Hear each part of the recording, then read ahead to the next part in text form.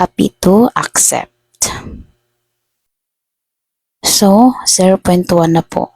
Kita natin dito na yung hello mga Mex! Welcome back po sa YouTube channel ko. Ngayon, ituturo ko po sa inyo step by step kung paano mag-withdraw dito sa Green Money at saka dito sa coins. So, dito sa coins, pwede po yung gamit ninyo is through Lazada and pwede din dito sa GCash. At ngayon, malalaman natin kung totoong legit po ba itong application na Call Lady. Before po tayo mag-start mga Mex, kung bago ka pa lang sa YouTube channel ko, huwag kalimutang mag-subscribe and click the notification down below para palagi kang updated. So, let's start! Unang gagawin niyo po mga Mex is i-open po natin itong Call Lady. So, mag-antay lang po tayo para maging 100%. So, na-open na po natin. Ang gagawin po natin dito is itap nyo po itong 837, itong Green Money. At dito natin makikita yung minimum amount of withdrawal. So, makikita natin dito na 580, 1,200, 2,700, and 17K. Dito sa withdrawal method, itap nyo lang po itong arrow or GCash na nakalagay kasi nakaset up na po ako. Mayroon itong 5 pagpipilian, itong Lazada, GCash, PayMaya, GrabPay, and PayPal. Yung pipiliin po natin dito ay GCash. I-click nyo lang po ito. At dito, ilagay nyo po yung number ninyo sa GCash. At dito sa ibaba, ilagay nyo po yung name na nakaregister sa inyong GCash. Pagtapos na po kayong maglagay ninyong name at saka number, itap nyo lang po itong confirm. And then, tap confirm. Nakikita po natin dito sa withdrawal method, GCash na po yung nakalagay. After po natin na set up yung withdrawal method or payment dito, itap nyo po itong withdrawal. So, actual amount receive 580. So, tap withdraw. I-recheck nyo po yung number ninyo at saka name ng inyong GCash. So, makikita natin dito amount ay 580. Itap nyo po itong confirm. After po natin na-click, ito po yung lumabas. Oh no, a thief stole your money and hide it in the treasure chest. Reclaim the treasure chest to receive the money immediately. So, i-click nyo po itong take it back immediately. At ito po yung lumabas after natin i-click yung take it back immediately. So, hindi po talaga agad-agad natin ma-withdraw yung money. Mayroon pala itong task na 1 to 10. So, ang gagawin lang po natin dito ay gawin yung mga daily task para ma-unlock po natin itong 1 or magkaroon po tayo ng pen essence. So, para mas clear po, ang gagawin lang po natin dito is itap nyo po go to obtain. Makikita natin dito na you can obtain pen essence by completing daily tasks and opening activity chest. I-click nyo po itong get them. After a weeks po mga Megs, umabot na po ako sa pen 10. Kaya po ako matagal umabot ng pen 10 kasi may mga days po na hindi po ako nakapag daily task. At saka pag umabot po kayo sa pin 4 or pin 5 yun. So, for example po, yung pin 5. Diba sa pin 1 to pin 4, 1 din nyo lang po gawin yun. So, for example, pin 4, pag gawin nyo po yung daily task ngayon, bukas po ay mag pin 5 po kayo. So sa pin 5 po, hindi po ganon. So, for example, pin 5 ngayon, hati-hati po yun. 50% ngayon, bukas po sa pin 5, sa pen 5, 50% ngayon, bukas po, 50% din. So, magiging 100 po siya. Other day pa po kayo mag-proceed sa pen 6. So, pumabot po kayo sa pen 6, hatiin po nila ng 3.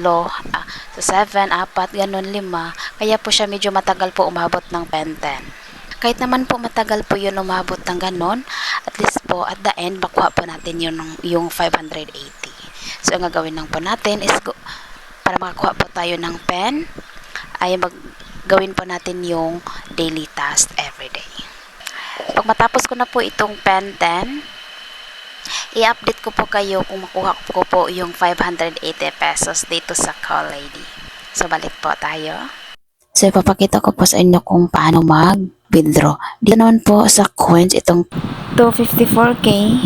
Kita po natin ito. And then, makikita natin na meron na po ako 5.58 pesos. So, ang gagawin lang po natin dito is itap po natin itong withdrawal method. And dito natin makikita yung paraan kung saan pwede ito i-withdraw. So, pwede ito sa GCash. Itap nyo po itong pencil. Ito. Tap nyo po. So, dito ilagay nyo po yung GCash number ninyo at saka name ng inyo GCash. So, tap natin itong confirm. So, confirm na. So, dito, pagkatapos po natin na set up, itap po natin itong withdraw. Also, makikita natin dito na the minimum amount to withdraw to GCash is 200.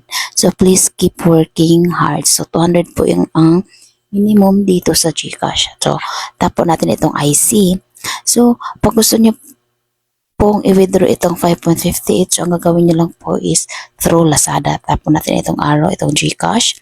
I-change po natin dito. So, ilagay nyo po dito, tap nyo po itong pencil, ito. And then, review is required before modification. After review, the recorded account will be cleared. Are you sure? So, nakapag-set up na po ako dito sa Lazada. So, ang gawin nyo lang po dito is ilagay nyo po yung account number ninyo dun sa Lazada at saka name. Pagkatapos, itapan natin itong confirm. Dito makikita natin yung withdrawal method na Lazada. So, itong 5.58 is pwede po natin itong ma-withdraw. Sa GCash po hindi pwede kasi 200 ang minimum. So, dito naman sa Lazada, wala po itong minimum kahit 5 pesos is pwede nyo po itong ma-withdraw. So, sa hindi pa tayo ma-withdraw, ipapakita ko po sa inyo itong history ng aking withdrawal dito sa coins. So, tap natin itong is dollar ito. And then makikita natin dito na nakapag-withdraw na po ako ng 10.48 coins. So, ipapakita ko sa inyo kung talaga bang umabot sa GCash ko. Back po. At punta po tayo sa Lazada. Tap po natin itong Lazada. Hintay lang po tayo ng konti. So, tap ko po itong account ko. At makikita natin dito na 10.48 po yung last fin ko ito. Tap ko po.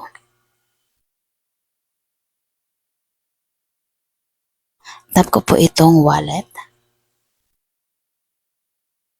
So, makikita natin dito na transfer in April 1, 8:51.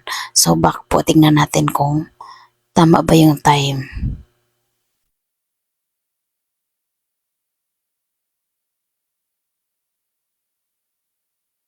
April 26. April 2026 po. So, nag-withdraw po ako. Dito is April 1. So, makita natin dito na April 1 din po yung dito sa Lazada ko. So, ito po yung proof ko. Back po tayo. Pwede nyo po i-withdraw papunta sa inyong GCash. So, back po tayo dun sa Call Lady. So, ito po yung proof ko. At ipakita ko din sa inyo yung pag-withdraw dito. Back po. And then, tap ko po itong withdraw all. So, makikita natin dito na please confirm your account. So, account number, name, at saka yung amount dito is 5.58. So, tap ko po itong confirm. Happy to accept. So, 0.1 na po yung balance ko dito. So, tap ko po itong dollar sign. So, makikita natin dito na yung withdraw, yung 5.58 is withdrawing pa po. Withdrawing pa po yung 5.58. So, back po tayo. Ganyan lang po ang inyong gagawin mga megs. Sundan nyo lang po itong video para kayo ay makapag-withdraw na din. Sa mga may katanungan at gusto magpa-shoutout, i-comment nyo lang po dito sa comment section para ma-shoutout natin at masagot po yung mga tanong ninyo. So, see you to the next tutorial. Bye!